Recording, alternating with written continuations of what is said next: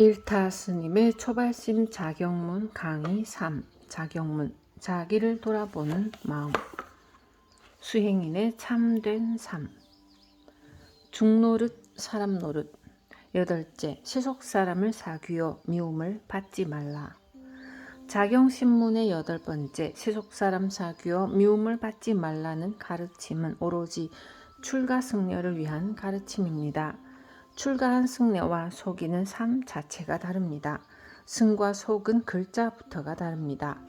속은 사람 이미 골짜기에 살고 있음을 취한 글자이고 골짜기에 꼭 끼어서 살기 때문에 내 것 귀한 줄만 알았지 세상 넓은 줄은 모릅니다. 우리 아버지, 우리 어머니, 내 자식, 우리 가정, 내 나라 등 우리만 생각할 뿐 다른 것은 생각할 줄을 모릅니다. 다른 사람, 남의 집, 남의 나라를 돌아볼 줄 모르는 것이 속의 속성입니다. 그러나 승은 다릅니다. 세상의 도리를 일찍 깨우친 사람이 출가한 승려입니다. 진리의 입장에서 보면 나 또는 우리의 울타리를 치고 사는 사람만큼 어리석은 일이 없습니다. 그 울타리는 고통을 자초하는 근본이 될 뿐입니다. 이 도리를 일찍 깨달아 애욕과 애착의 울타리를 벗어버리고 출가한 존재가 승려입니다. 그럼 출가한 승려는 어떻게 살아야 하는가? 진리를 위해서 살아야 하는데 진리를 위해 살겠다는 신념으로 모든 것을 버리고 출가한 승려가 진리를 체득하기도 전에 세속으로 나가서 일을 도모한다면 그처럼 큰 이율배반도 없을 것입니다. 더욱이 총무원장이나 본사 주지직 등 권력을 휘두르는 자리를 놓고 내어놓아라 못 내어놓겠다 하며 시시비비를 하거나 국회의원 등의 세속적인 감투를 쓰는 것은 승려된 이에 할 짓이 아닙니다. 중의 벼슬은 닭의 벼슬만도 못하다는 말이 있습니다. 모난 돌이 정 맞는다고 오래지 않아 비참한 꼴을 당하고 맙니다. 수도승이 본분을 버리고 높은 자리에 올라가면 무엇합니까? 대중들과 함께 돌을 닦고 있으면 저절로 빛이 나기 마련인데 자기를 빛내어 보겠다고 우쭐거리면서 권력 있고 이권이 있는 자리에 올라가면 시기 질투의 바람을 맞지 않을 수가 없습니다. 그래서 야운비구는 말씀하셨습니다.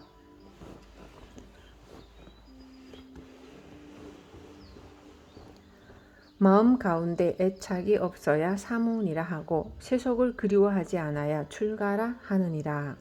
이미 애착을 끊고 인간 세상에 대한 미련을 툭 털어버렸거늘 어찌 세속 사람들과 어울려서 놀까 보냐. 세속을 그리워하고 못 잊어 하면 도철이라 하나니 도철에게는 본래부터 도심이 없기 때문이니라. 승려는 승려 노릇만 해야지 사람 노릇을 해서는 안 됩니다. 승려가 사람 노릇을 하려고 나서면 승려 노릇은 흐지부지해지고 맙니다. 사랑하는 부모 형제에 대한 애착을 다 비워버리고 두 소매를 툭 털어버리듯이 세상을 버렸거늘 속인들이 추구하는 사람 노릇을 하고자 해서야 되겠습니까? 사람 노릇을 하고자 하는 승려는 승려 노릇을 포기할 수밖에 없습니다. 요즘 우리 교단에는 사람 노릇하고자 하는 승려가 너무나 많습니다. 자기 속의 명리심을 억누르지 못해 자꾸 일을 꾸미는가 하면 애욕을 사귀지 못해 몰래 남녀 관계를 맺고 지내는 승려도 있습니다. 먹고 싶은 것 다 먹고 하고 싶은 것 다 하고 갖고 싶은 것 다 하면서 살아가는 것이 승려 노릇입니까? 물론 불교 집안이 이렇게 된 데는 까닭이 있습니다. 진짜 발심을 하여 출가를 한 것이 아니라 발심 없이 머리만 깎고 출가하였기 때문입니다. 진정한 출가가 아니라 도피적인 출가를 하였기 때문입니다. 먹고 살기 힘드니 빌어먹을 인생 중이나 되어버릴까? 연애하다 시련을 당하여 세상살만 나지 않으면 중이나 되어버릴까? 시험에 떨어진 다음 재수하기는 싫고 취직도 안 되니까 에라 중이나 되어버리자. 해인사만 하여도 이런 사연으로 중이 되겠다고 찾아오는 사람들이 하루에 서너 명씩 됩니다. 중이나 되어보자. 적어도 중이나를 붙여가지고 출가를 하게 되면 승려 노릇을 제대로 할 수가 없습니다. 도를 구하고자 하는 간절한 마음이 없이 승려가 되었으니 어느 정도 시간이 지나면 다시 사람 노릇을 하고 싶어지기 때문입니다.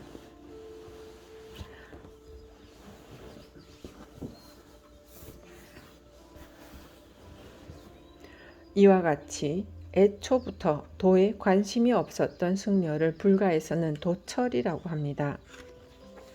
도철은 염소의 몸뚱이에 사람의 얼굴, 호랑이 이빨에 사람의 손톱을 가지고 있으며 눈은 겨드랑이에 붙었고 음성은 어린아이의 소리와 같다고 합니다. 어찌나 욕심이 많던지 아무리 배가 부를지라도 음식이 바닥날 때까지 끝없이 먹는다고 합니다.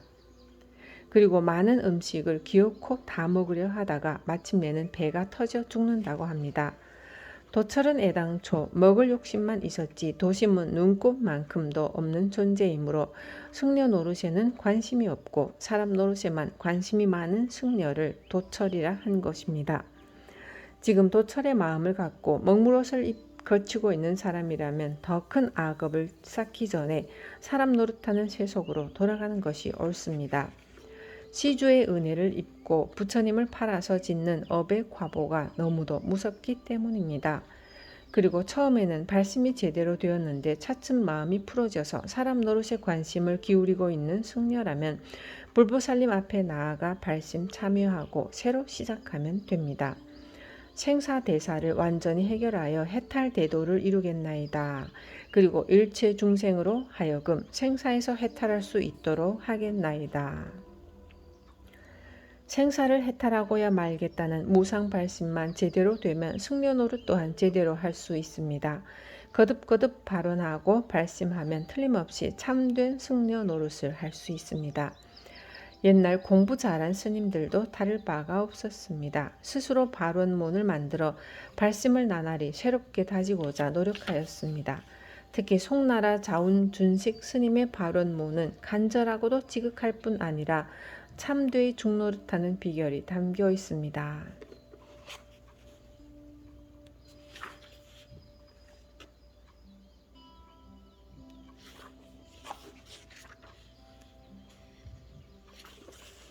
원하옵건대 깊이 숨어 편안하게 도를 닦게 하옵소서.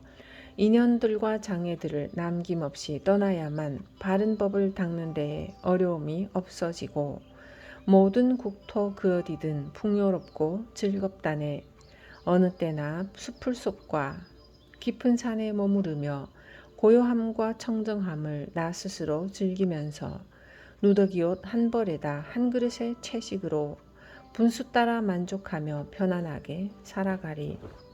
신도들이 주는 물건 그지없이 두렵기에 아주 강한 적군 맞아 방어하듯 할 것이요.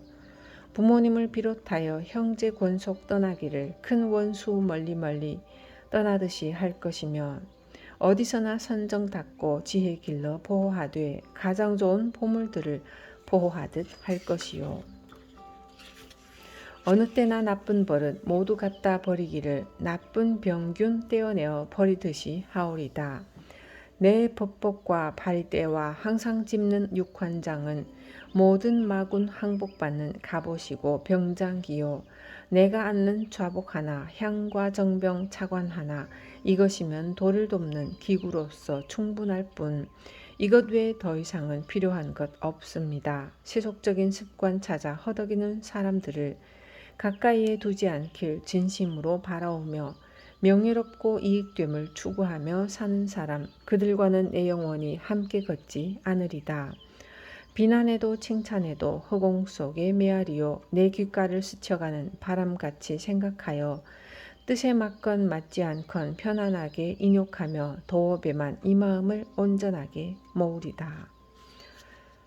이 발언문처럼 도를 닦는다면 어찌 문제가 생겨날 수 있겠습니까? 거듭거듭 처음 출가했을 때의 마음으로 돌아가 자기를 단속하고 또 단속합시다. 공연히 세속 사람을 사귀어 사랑과 미움 속에 휩쓸리지 맙시다. 명리를 추구하고 탐욕을 부리다가 끝을 좋게 본 승려는 없습니다. 쓸데없이 세속 사람과 사귀다 보면 재물과 색이 따라붙게 되고 재색이 따라붙게 되면 참된 중노릇은 10만 8천리 밖으로 달아나게 됩니다.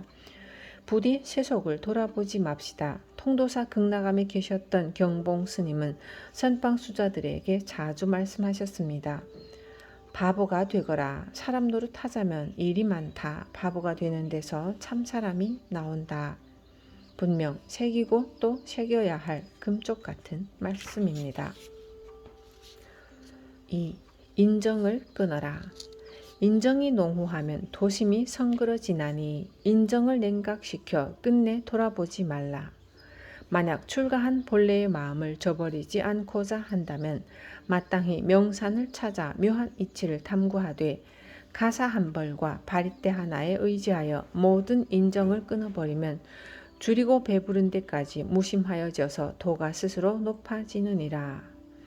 나는 자경문 전체 중에서 이 구절을 가장 좋아합니다. 정말 도심을 바라게 하는 좋은 구절입니다. 수행자가 야운 스님의 이 말씀대로만 하면 저절로 도가 높아질 수밖에 없습니다. 실로 출가 수행자는 오로지 승려 노릇만 해야 합니다. 그러기 위해서는 인정을 끊어야 하고 끓어오르는 정을 식히고 또 식혀야 하며 세속을 돌아보지 말고 깊은 산속으로 마음을 주어야 합니다. 밥보다는 법의 뜻을 두어야 합니다. 중국 당나라 때의 동산 양계 스님도 일찍이 이렇게 공부를 했습니다. 동산 스님의 어머니는 사랑하는 아들이 출가하자 매일같이 눈물로 세월을 보냈습니다. 그리고 아들이 돌아오기를 학수고대하였고 자주 편지를 보내어 그리움을 전하였습니다. 그러나 아들은 도만 닦을 뿐 답을 하지 않았습니다. 그러던 어느 날 아들에 대한 그리움 때문에 어머님이 병으로 누웠다는 소식이 날아들었고 비로소 동산 스님은 피를 들었습니다.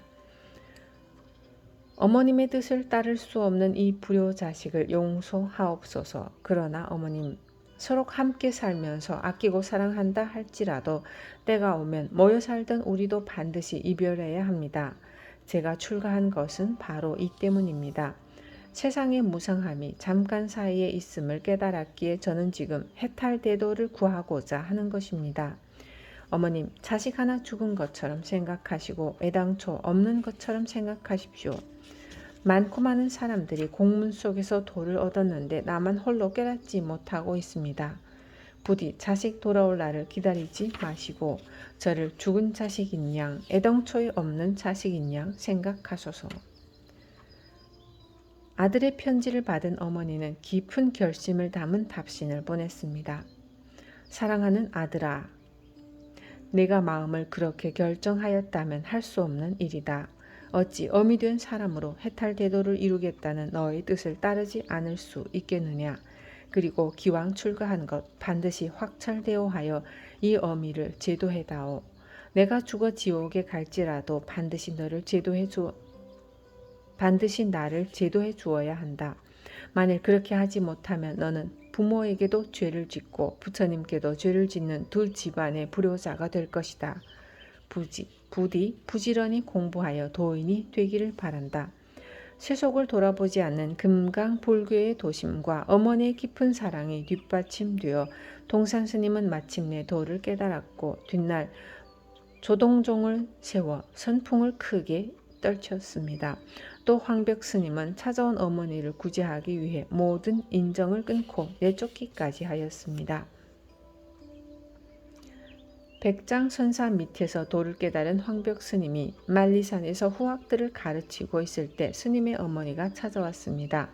황벽 스님이 출가한 후 어머니는 아들을 그리워하며 울고 또 울었습니다. 너무나 많이 울어 거의 장님이 되다시피 하였지만 죽기 전에 아들의 얼굴이라도 한번 보겠다며 수말리길을 걸어서 온 것입니다. 우리 아들 어디에 있느냐. 아들아, 내가 왔다. 이 어미가 왔다. 황벽 스님은 어머니의 음성을 알아듣고 딱 맞이하러 나가려다가 관을 해보니 수명을 다한 어머니가 그날 밤 돌아가시게 되어 있었습니다. 내가 어머니를 맞이하면 어머니가 인정에 사무쳐서 좋은 세상에 태어날 복을 감하고 말겠구나 하는 수 없는 일이다. 이렇게 생각한 스님은 제자들을 시켜 어머니를 보내도록 하였습니다. 저 할머니는 내 어머니가 아니다. 모르는 사람이니 쫓아버려라. 제자들로부터 아들이 그 절에 살지 않는다는 말을 듣고 매우 실망한 어머니는 다시 아들을 찾아 다른 절로 발걸음을 옮겼습니다. 배를 타기 위해 대의도라는 나루터에 이른 어머니는 어두운 눈으로 더듬거리다가 미끄러져서 물에 빠져 죽고 말았습니다.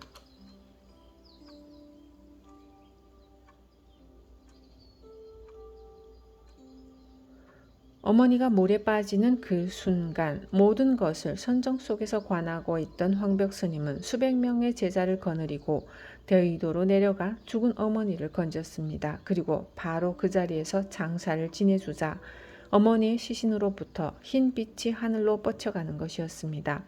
그날 밤 대중 스님의 꿈에 어머니가 나타나 절을 하면서 말했습니다.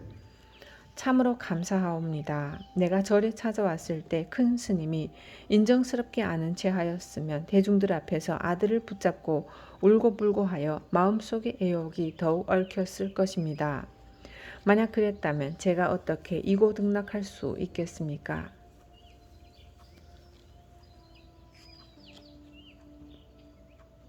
내가 이렇게 이고등락한 것은 오로지 큰 스님의 도력 덕분입니다. 대중 스님들도 은혜의 정에 얽매이지 말고 부지런히 공부하여 큰 도력을 이루소서. 후세 사람들은 이 일을 두고 다음과 같은 시를 지었습니다. 흰머리의 희망은 만리산 앞에서 끊어졌고 광겁의 은혜는 파도 밑바닥까지 말라버렸네. 가슴 가운데 오역을 감춰놓지 않는다면 출가의 바른 뜻으로 부모 은혜 갚기 어렵네. 이렇게 옛날 도인 스님 중에는 부모를 일부러 괄시한 분도 있고 모시고 살면서 지극정성으로 봉양한 스님도 계십니다. 그러나 한결같은 공통점은 부모를 해탈의 세계로 인도하기 위해 노력하였을 뿐 은혜, 애욕, 인정 등에 얽매이지 않았다는 것입니다. 우리 승려들도 옛날 스님네의 본을 받아서 사람 노릇하기를 그만두어야 합니다. 인정과 은혜에 결박되지 않는 참된 승려가 되어야 합니다. 그렇게 하여야 세속에 사랑하는 분들을 제도할 수 있게 됩니다. 또한 제가의 불자들도 출가한 승려들이 인정과 은혜와 애욕 속에 휘말림 없이 도를 닦을 수 있도록 잘 보필을 해주어야 하며 승려가 승려답지 않게 살 때는 따끔하게 경책하고 승려 대접을 하지 않는 냉정함을 지녀야 합니다. 이제 인정을 끊고 승려 노릇 바르게 할 것을 당부하는 야운 스님의 노래를 음미하면서 다시 한번 참된 수행인의 길이 무엇인지를 되새겨 보시기 바랍니다. 나와 남을 위하는 것 비록 좋은 일이지만 이 모두가 생사 속을 윤회하는 씨가 되네. 바라노니 솔바람과 칡덩쿨과 달 아래서 영원토록 셈이 없는 초사선을 관하여라.